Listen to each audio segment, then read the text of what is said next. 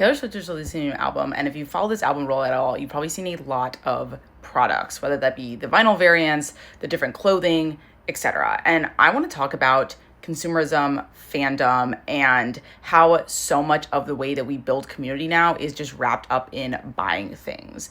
And I think Taylor Swift embodies this the best, though lots of other artists do this. She hasn't just built a music career, she has built an entire economic ecosystem where she is simultaneously the artist, the product, and the brand.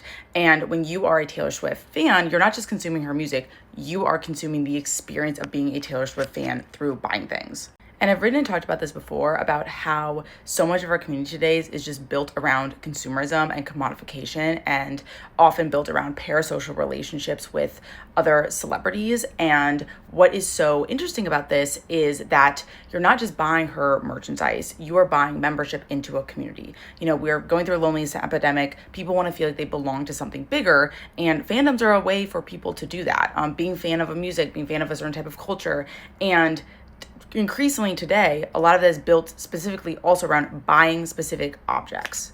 And we're living in an increasingly fragmented world, right? Where traditional communities, churches, community centers, neighborhood groups have declined. So fandom is really rushing to fill that void, and they're rushing to fill it through kind of consumerism and buying things.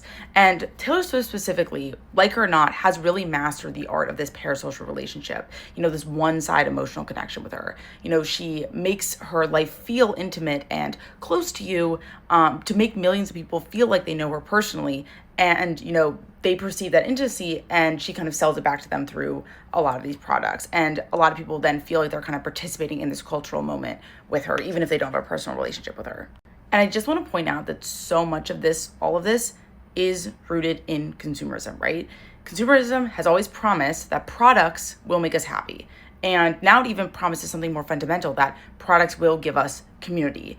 And we're living in an attention economy where our attention is our most finite resource. And a lot of these different brands, whether that be musical artists, whether that be other brands, are working to kind of sell the solution back to us as part of being in a fandom or community. And it really does exploit our psychological need for belonging. You know, you feel seen when you participate in a fandom. You're participating in something meaningful, or you feel that way.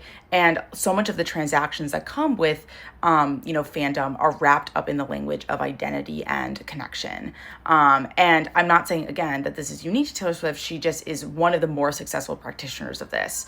So many of these communities, whether that be crypto, sneaker drops, like anything wrapped around consumerism, they are all selling the same thing, which is the feeling that you are buying something that makes you part of something else.